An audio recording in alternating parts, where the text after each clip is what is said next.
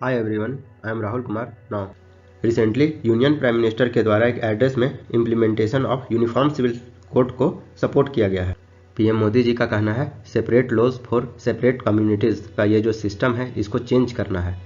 India इस तरह के सिस्टम से एफिशिएंटली फंक्शन नहीं कर पाएगा और इसी को लेकर लॉ कमीशन को अपॉइंट किया गया है और इस ड्राफ्ट को पब्लिक डोमेन में रखा गया है लोगों का राय जानने के लिए।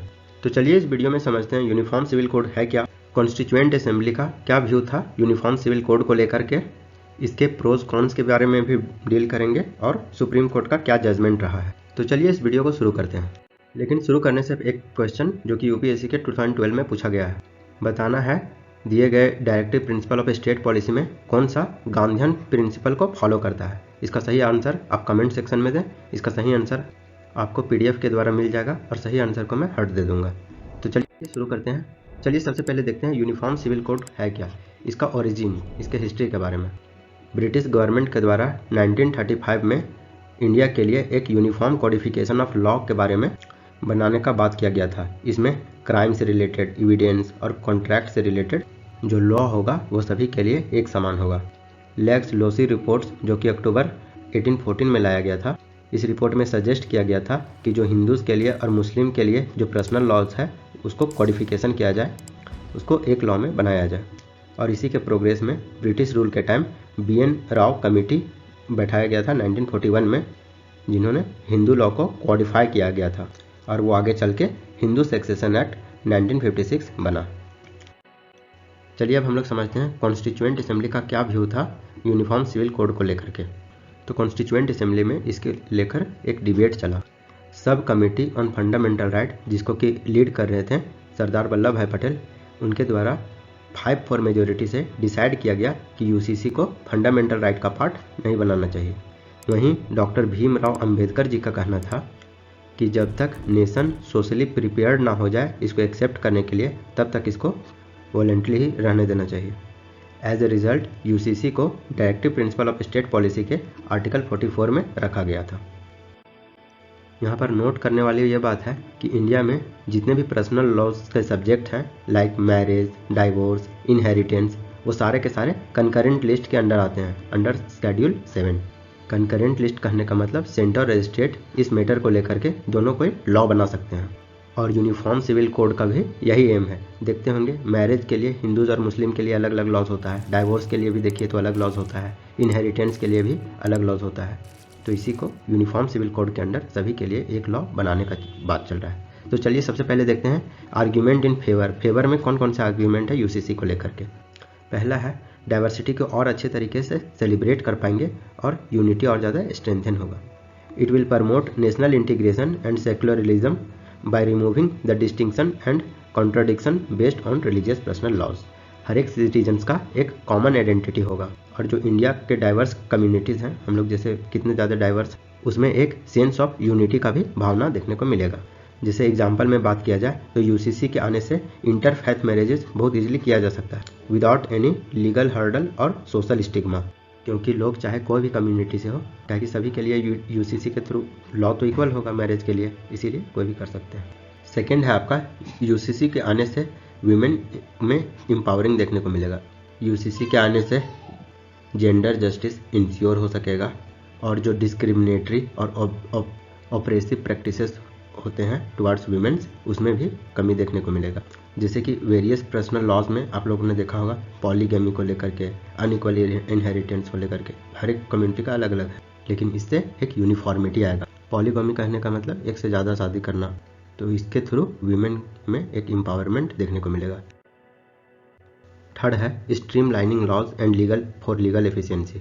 अगर इंडिया के करंट लीगल सिस्टम का बात किया जाए तो वो बहुत कॉम्प्लेक्स और ओवरलैप करता है। बहुत सारे लॉज, बहुत सारे पर्सनल लॉज है, वो ओवरलैप करता है, जिससे बहुत ज़्यादा कन्फ्यूज़न क्रिएट होता है और उससे बहुत ज़्यादा लीगल डिस्प्यूट भी देखने को मिलता है।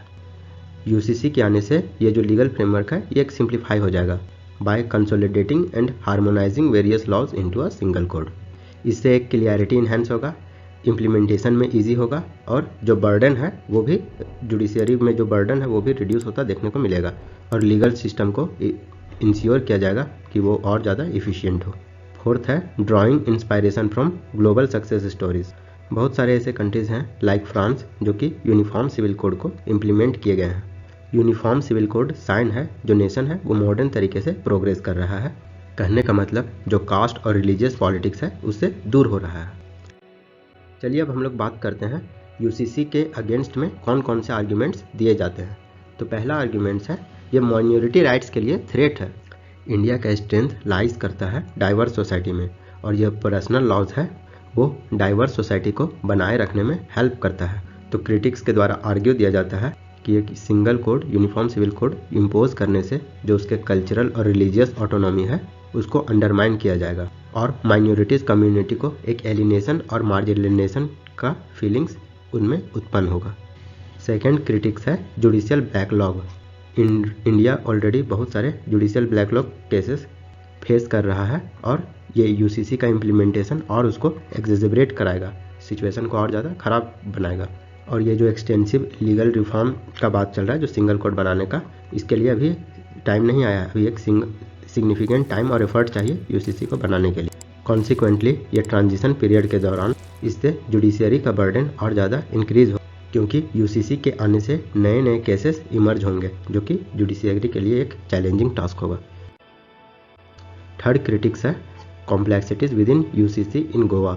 गोवा आप लोगों को पता ही होगा कि वो पहला स्टेट बन गया है जहां यूनिफॉर्म सिविल कोड को लागू किया गया है।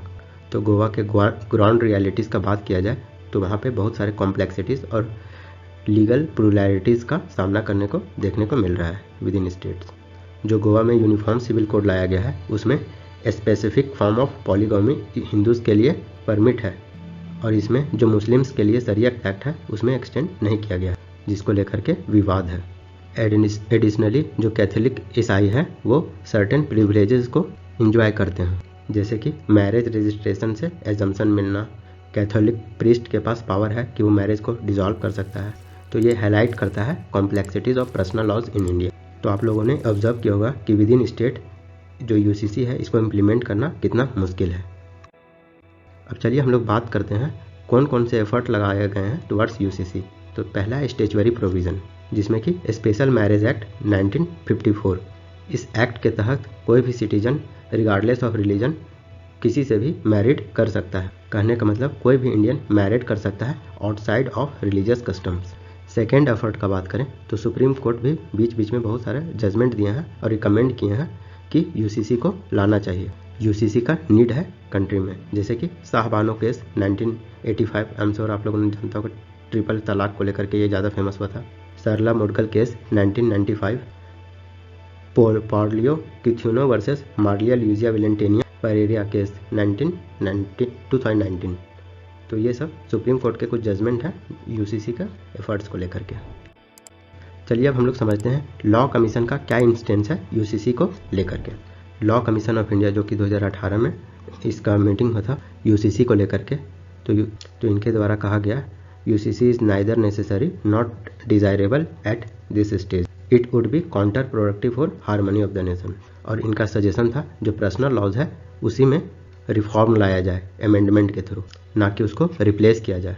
वहीं अगर रिसेंटली 22nd लॉ कमीशन का बात किया जाए तो जनरल पब्लिक से ये ओपिनियन मांगे हैं यूसीसी को लेकर, एज वेल एज जितने भी रिकॉग्नाइज्ड रिलीजियस ऑर्गेनाइजेशन है उनके द्वारा भी सजेशन मांगा गया है कि यूसीसी को लाया जाए या नहीं लाया जाए। तो देखिए इसमें क्या होता है अभी। चलिए अब हम लोग बात करते हैं यूसीसी के चैलेंजेस को लेकर के कि इसका इम्प्लीमेंटेशन में कौन कौन से चैलेंजेस आ सकते हैं। तो पहला है पॉलिटिकल इनर्सिया। तो कोई भी पॉलिटिकल पार्टीज सिंसियर नहीं है कमिटमेंट टू इनैक्ट यूसीसी को लेकर के, जो कि एक सेंसिटिव और डाइवर्स इशू बन जाता है वोट बैंक को लेकर के। मोर ओवर पार्टीज और स्टेक होल्डर्स के बीच में कोई भी कंसेंसस बनता हुआ नहीं दिख रहा है यूसीसी को लेकर। डिफरेंट ग्रुप्स के हर एक का अपना डिफरेंट व्यूज़ है और सब अपने पर्सनल मैटर के इंटरेस्ट को लेकर चल रहे हैं। सेकेंड चैलेंजेस है lack of awareness and education. India में बहुत सारे लोग अपने लीगल राइट्स को लेकर अवेयर हैं ही नहीं कि उनको अपने पर्सनल लॉज को लेकर के क्या ऑब्लिगेशंस हैं और कॉमन लॉज से क्या होगा। इंडिया में बहुत सारे पीपल इतने एजुकेट नहीं हैं कि यूसीसी के ड्रॉबैक और बेनिफिट्स को अच्छी तरीके से समझ सके और अदर कंट्रीज़ में जो यूसीसी लाया गया है उसके एक्सपीरियंस को समझ सके और उसे अडॉप्ट कर सके और रिजेक्ट कर सके। वे लोग अधिकतर मिस इन्फॉर्मेशन और प्रोपेगेंडा का शिकार बनते रहते हैं और उस तरह बहुत सारे कम्युनल फोर्सेस के द्वारा वो इन्फ्लुएंस्ड होते हैं। तो ये एक चैलेंजेस है यूसीसी का इम्प्लीमेंटेशन को लेकर के। चलिए अब हम लोग बात करते हैं वे फॉरवर्ड क्या किया जाना चाहिए। तो there is a need to conduct a comprehensive comparison analysis of various personal laws in India, जो कि कॉमनैलिटीज़ और एरिया ऑफ कंटेंशन को समझने में हेल्प करेगा। सेकेंड है enactment of common principles. Comprehensive analysis के आधार पर हम लोग एक पर्सनल लॉज को इनैक्ट कर सकते हैं, जो कि वेरियस डिफरेंट पर्सनल लॉज का इनकॉर्पोरेशन देखने को मिलेगा उसमें। और ये जो कॉमन प्रिंसिपल है वो अलाइंग रहेगा वेरियस पर्सनल लॉज का, और उससे यूनिफॉर्म लीगल फ्रेमवर्क इस्टेब्लिश किया जा सकता है। थर्ड है आपका फैमिली लॉ बोर्ड।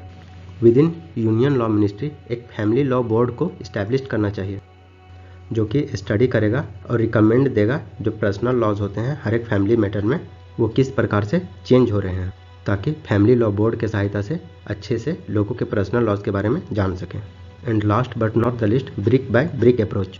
कहने का मतलब यूनिफॉर्म कोड को एक ही बार ना लागू करके एक पायलट प्रोजेक्ट को इनिशिएट करना चाहिए सेलेक्टेड रीजन में, और कम्युनिटीज़ को डिमॉन्स्ट्रेट करना चाहिए इसके वायबिलिटी, एक्सेप्टेंस और प्रैक्टिकलिटी ऑफ यूसीसी को समझने को लेकर के।